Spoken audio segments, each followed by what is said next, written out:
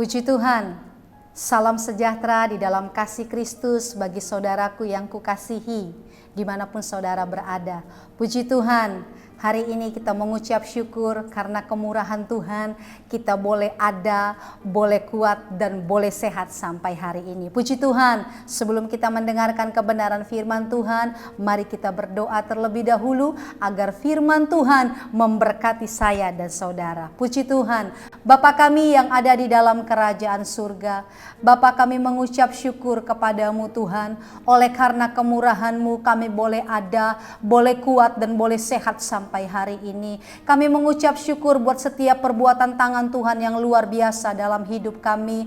Hari ini kami bersama-sama dengan sidang jemaat Tuhan, bersama-sama dengan anak-anak Tuhan, sama-sama kami rindu kembali kami mau diberkati oleh firman Tuhan, kembali kami mau dinasehati, kembali kami mau Tuhan Yesus dipulihkan, terlebih kembali kami boleh mau melihat janji Tuhan untuk hidup kami. Terima kasih Tuhan, bekerjalah Engkau dengan roh-Mu atas hidup kami, terlebih atas kebenaran firman-Mu. Roh Kudus ambil alih pemberitaan firman-Mu hari ini. Kami percaya ada berkat Tuhan, ada kasih Tuhan dan pertolongan Tuhan yang akan Tuhan berikan bagi kami hari ini. Terima kasih Tuhan Yesus, kami siap mendengar kebenaran firman-Mu di dalam nama Tuhan Yesus Kristus. Haleluya, amin. Puji Tuhan, tema kita hari ini adalah Dia peliharaku. Puji Tuhan, Yesus peliharaku. Berbicara tentang pemeliharaan Tuhan, kita sepakat kalau kita ada sampai hari ini karena pemeliharaan Tuhan. Amin. Karena itu mari sama-sama kita akan melihat kebenaran firman Tuhan, bagaimana Tuhan memelihara Elia dan janda Sarfat yang ada. Puji Tuhan, kita akan buka Alkitab kita di dalam 1 Raja-Raja pasal yang ke-17 ayat yang ke-7 sampai ayat yang ke-24. Puji Tuhan, saya akan membacakannya. Tetapi sesudah beberapa waktu sungai itu menjadi kering sebab hujan tiada turun di negeri itu. Maka datanglah firman Tuhan kepada Elia, bersiaplah, pergilah ke Sarfat yang termaksud wilayah Sidon dan diamlah di sana. Ketahuilah aku telah memerintahkan kepadamu seorang janda untuk memberi engkau makan. Puji Tuhan. Ayat yang ke-7 berkata, tetapi sesudah beberapa waktu sungai itu menjadi kering. Terjadi musim kemarau, terjadi kelaparan di seluruh daerah itu pada masa pemerintahan Raja Ahab. Kita melihat mengapa peristiwa itu terjadi. Firman Tuhan berkata di dalam 1 Raja-Raja pasal yang ke-16 ayat yang ke-33 berkata, sesudah itu Ahab membuat patung Asyur dan Ahab melanjutkan bertindak demikian sehingga ia menimbulkan sakit hati Tuhan Allah Israel lebih dari semua raja-raja Israel yang memerintah. Raja Ahab mendua hati, Raja Ahab bercabang hati, Raja Ahab beralih penyembahannya kepada Baal, dan bangsa Israel mengikuti cara daripada Raja Ahab. Elia sebagai manusia biasa, di dalam Yakobus pasal yang ke-5 ayat yang ke-17 berkata, Elia adalah manusia biasa sama seperti kita, dan ia telah bersungguh-sungguh berdoa supaya hujan jangan turun, dan hujan tidak turun selama 3 tahun dan 6 bulan. Kita melihat Elia berbicara kepada Raja Ahab dalam 1 Raja-Raja pasal yang ke-7 ayat yang ke-1. Lalu berkatalah Elia orang Tisbe dari Tisbe Gilead kepada Ahab, demi Tuhan yang hidup Allah Israel yang kulayani, sesungguhnya tidak akan ada embun atau hujan pada tahun-tahun ini kecuali kalau kukatakan. Artinya di seluruh wilayah itu sedang mengalami kekeringan, sedang mengalami kelaparan, sedang mengalami musim kemarau yang begitu panjang. Allah berkata kepada Elia, pergilah ke Sarfat. Aku sudah memerintahkan seorang ibu janda akan memberi engkau makan. Kita melihat respon daripada Elia. Kita melihat apa yang Elia lakukan. Dia menurut apa yang Allah katakan. Dia pergi ke sana. Firman Tuhan jelas berkata bahwa bersiaplah, pergilah ke Sarfat yang termaksud wilayah Sidon dan diamlah di sana. Ketahuilah aku telah memerintahkan seorang janda untuk memberi engkau makan. Sesudah itu ia bersiap lalu pergi ke Sarfat. Setelah ia sampai ke pintu gerbang kota itu, tampaklah di sana seorang janda sedang mengumpulkan kayu api. Ia berseru kepada perempuan itu, katanya, "Cobalah ambil bagiku sedikit air dalam kendi supaya aku minum." Kita lihat perjumpaan pertama antara Nabi Elia dengan janda Sarfat ini. Elia dalam pimpinan Tuhan sudah memastikan pandangan pertama yang dia lihat kepada janda ini adalah ini yang Tuhan maksud. Perempuan ini yang Tuhan maksud, yang akan memberi saya makan, di mana saya akan tinggal untuk sementara waktu di rumahnya. Elia melakukan sesuatu. Dia berseru dan berkata, "Cobalah ambil bagiku sedikit air dalam kendi supaya aku minum." Elia minta minum kepada seorang ibu janda ini. Ibu janda ini tidak bertanya, "Siapakah engkau? Dari manakah engkau? Untuk apakah engkau ke sini?" Ibu ini hanya mendengar dan meresponinya. Kita melihat baru beberapa langkah saja saat ibu ini mau mengambil air seperti permintaan Elia. Elia berseru lagi dan berkata, ketika perempuan itu pergi mengambilnya, dan ia berseru lagi, "Cobalah ambil juga bagiku sepotong roti." Dua permintaan sekaligus yang disampaikan oleh Nabi Elia kepada ibu ini. Apa yang menjadi respon ibu ini? Dia menurut. Dia nurut apa yang dikatakan Elia. Dia meresponi, dan kita lihat pada saat permintaan kedua, ibu ini berkata, perempuan ini menjawab, "Demi Tuhan Allahmu yang hidup, sesungguhnya tidak ada roti padaku kecuali segenggam tepung dalam tempayan dan sedikit minyak dalam buli-buli. Dan sekarang aku sedang mengumpulkan 2-3 potong kayu api. Kemudian aku mau pulang dan mengelolanya bagiku dan bagi anakku. Dan setelah kami memakannya, kami akan mati." Kita lihat jadwal kematian sudah ada di depan mata. Kita lihat virus corona keluar selangkah adalah maut. Kita berjaga diri sedemikian rupa. Kita berusaha bagaimana kita berhati-hati menjaga kesehatan kita, kesehatan keluarga kita, kesehatan orang-orang yang ada di sekeliling kita. Itu sangat terbatas untuk membantu kita.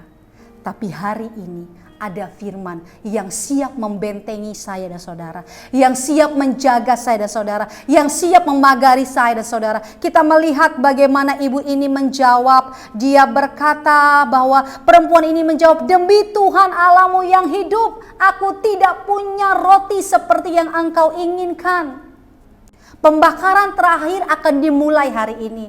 Menu terakhir akan dimulai hari ini. Saya tidak tahu apakah saya dan saudara masih makan sampai hari ini. Tapi saya percaya kalau saya dan saudara adalah anak-anak Tuhan yang setia. Anak-anak Tuhan yang komitmen untuk tetap taat. Anak-anak Tuhan yang komitmen untuk tetap mau berseru. Kita akan melihat sampai hari ini Tuhan akan pelihara saya dan saudara. Bagaimana Tuhan memelihara Elia di tepi sungai Kerit. Pagi dan petang Tuhan perintahkan burung-burung gagak memberi makan Elia. Air sungai Kerit menjadi minum Elia. Kita melihat apa yang terjadi. Tuhan melanjutkan pemeliharaan itu. Bukan hanya Elia yang Tuhan pelihara, tetapi janda Sarfat bersama dengan anaknya. Tetapi Elia berkata kepadanya, "Jangan takut, jangan takut." Tuhan pun hari ini berbicara kepada saya dan saudara. Jangan takut. Apa bedanya saya dan saudara dengan janda Sarfat? Kita bukan orang pilihan. Kita anak-anak cangkokan. Siapa saya dan saudara kalau bukan Tuhan, kalau bukan kasih dan karunia-Nya, anugerahnya yang begitu besar menangkap saya dan saudara, menyelamatkan saya dan saudara dari kegelapan menuju kepada terangnya yang ajaib. Elia membawa terang, Elia membawa Allah yang hidup, Elia membawa Allah Israel. Firman Tuhan berkata, "Janganlah takut, pulanglah, buatlah seperti yang kau katakan, tetapi buatlah lebih dahulu bagiku sepotong roti bundar kecil daripadanya, dan bawalah kepadaku, kemudian barulah kau buat bagimu dan bagi anakku." Dia mengutamakan lebih dulu buat hambanya. Dia mengutamakan lebih dulu buat Elia. Apa yang Elia katakan, ibu ini nurut. Ibu ini meresponinya tanpa banyak alasan, tanpa banyak protes. Mungkin hari-hari ini kita banyak protes, baik kepada orang yang ada terdekat, yang ada di sekeliling kita. Aku tidak sanggup, aku tidak kuat, aku tidak mampu. Tapi lihat kembali, kalau janda ini berkata, jadwal kematianku sudah dimulai dari hari ini. Apa yang dia makan tidak membuat lambung tengahnya kenyang. Apa yang dia makan tidak membuat reaksi bahwa dia bertahan 1-2 jam. Pada saat dia memakannya, setelah itu dia akan mati kelaparan dan kekeringan. Saudaraku, virus corona yang sedang merajalela, virus corona yang sedang berkembang, saya percaya firman Tuhan lebih hebat daripada virus ini. Firman Tuhan lebih dahsyat dan lebih luar biasa. Mari, kalau Tuhan mengizinkan ini terjadi, ini ada latihan buat saya dan saudara. Apakah saya dan saudara tetap komitmen, tetap setia seperti Elia? Elia menyampaikan permohonannya. Jadi semua orang yang ada di sekitar Elia, di sekitar wilayah itu mengalami hal yang sama.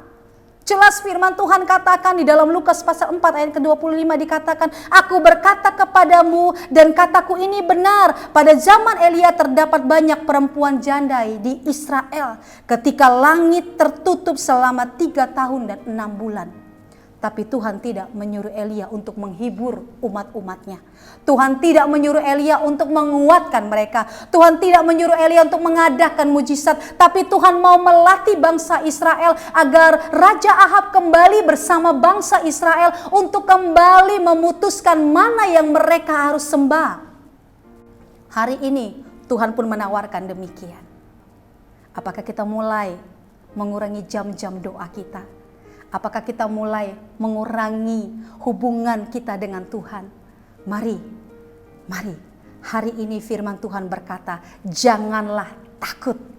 Jauh sebelum virus corona ini ada, firman Tuhan lebih dulu sudah menyampaikan, janganlah takut, jangan khawatir, jangan bimbang, jangan ragu. Percayalah bahwa aku Allah Israel, Allah Abraham, Ishak dan Yakub adalah Allah yang akan bertanggung jawab seperti Allah bertanggung jawab kepada Elia dan juga kepada janda Sarfat bersama anaknya. Allah juga yang sama bertanggung jawab atas hidup saya dan saudara.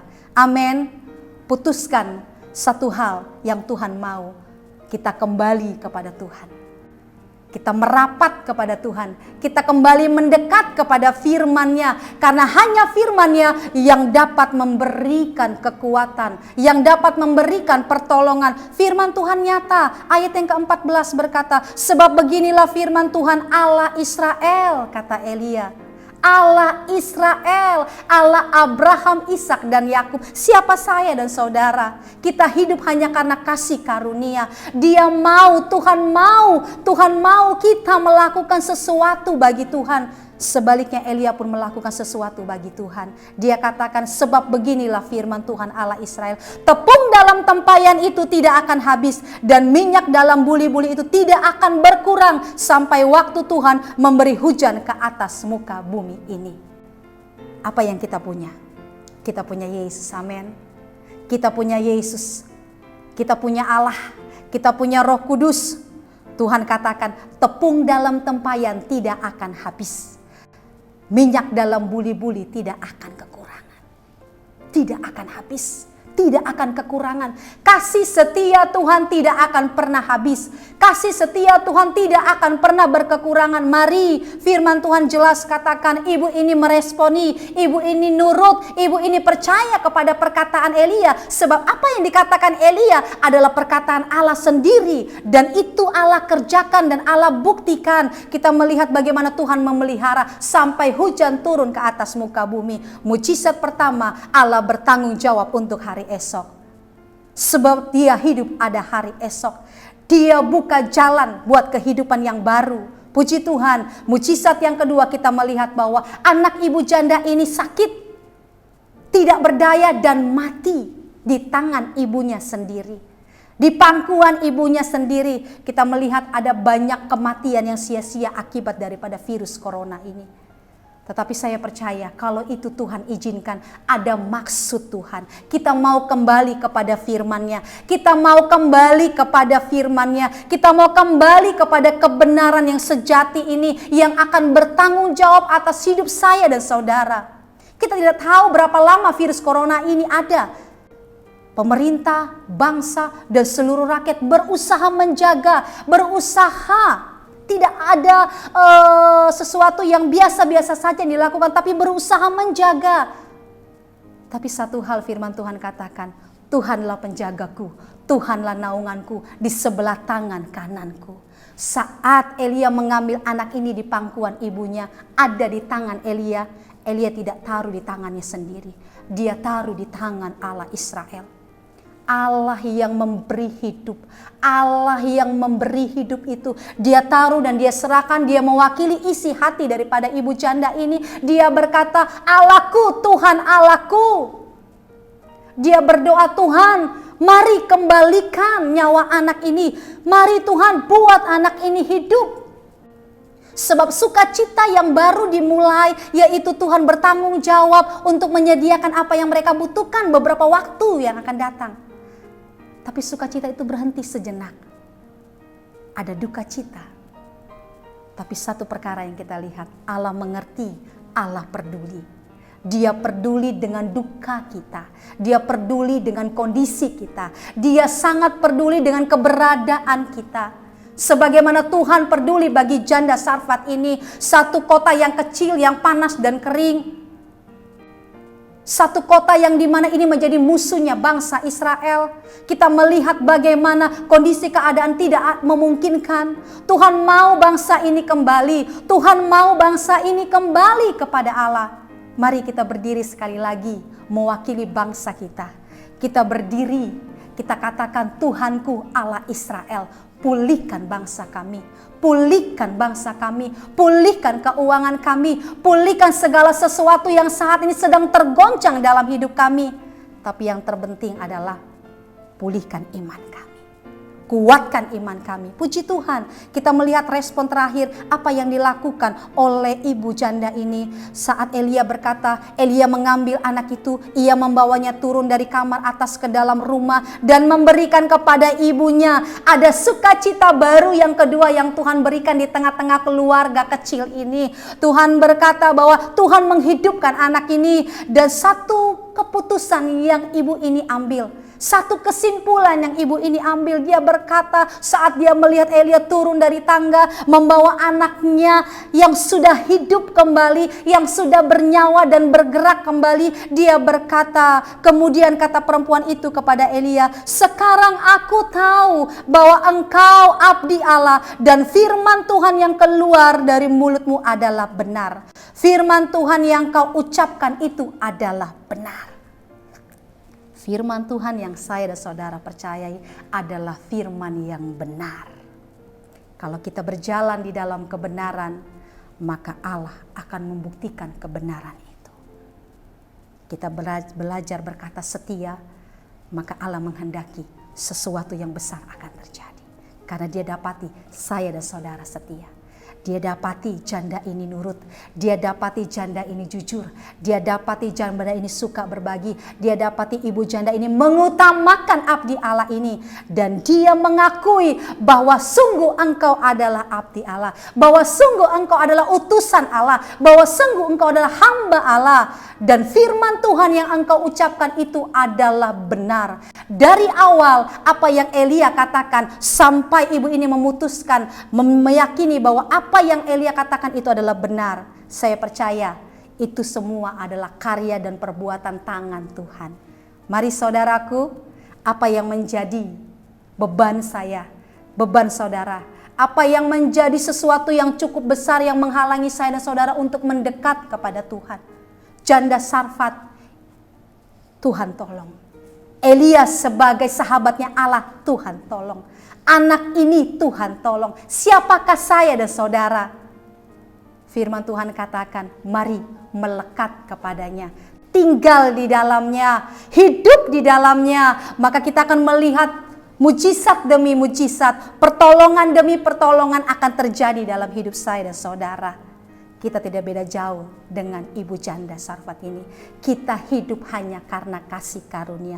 Tapi di saat kita memutuskan untuk percaya kepada Tuhan, kita pun sama seperti Nabi Elia. Kita bisa berkata, Elia berkata, aku manusia biasa. Saya dan saudara adalah manusia biasa.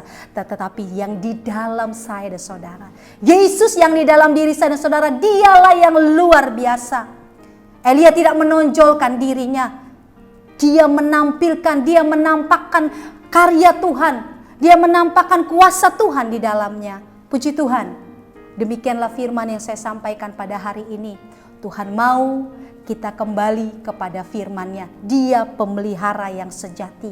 Dia penyedia yang sempurna. Dia Allah yang bertanggung jawab. Dia siap mensuplai yang terbaik asalkan saudara percaya kepada firman-Nya. Bapa kami yang di surga, kami mengucap syukur. Kami tahu Tuhan, kami menyadari siapakah kami. Siapakah kami Tuhan? Kami hanya debu dan tanah di hadapan-Mu. Tapi kami bersyukur, kami yang tidak ada apa-apanya, kami yang bukan siapa-siapa, Tuhan bawa kami untuk mengenal akan kebenaran firman-Mu. Hari ini Engkau merindukan kami untuk berkata bahwa kami tetap percaya kepadamu. Kami akan tetap setia, kami akan tetap bertahan, kami akan tetap taat kepada firman-Mu apapun yang terjadi. Sebab kami percaya Tuhan pasti menolong dan memelihara kami. Sebagaimana Tuhan memelihara Elia, sebagaimana Tuhan memelihara ibu janda bersama dengan anaknya, demikian juga Tuhan akan memelihara kami. Sebab kami tahu Tuhan, Engkau hidup, ada hari esok, ada pengharapan, ada kekuatan di dalam Tuhan. Terima kasih Bapa yang baik, terima kasih. Kami mengucap syukur kiranya firman Tuhan boleh memberkati kami, menguatkan kami, dan tetap memampukan kami untuk tetap setia dan bertahan. Di dalam nama Yesus kami mengucap syukur. Haleluya. Amin. Puji Tuhan. Tema kita hari ini adalah berbicara tentang pemeliharaan Tuhan. Kunci agar kita tetap hidup dalam pemeliharaan Tuhan, kita dapat melihat contoh daripada Elia. Yang pertama yang Elia lakukan adalah ia melakukan apa yang Tuhan mau. Ia pergi ke Sarfat menemui janda Sarfat. Kita melihat kunci yang kedua, apa yang dilakukan oleh ibu janda ini.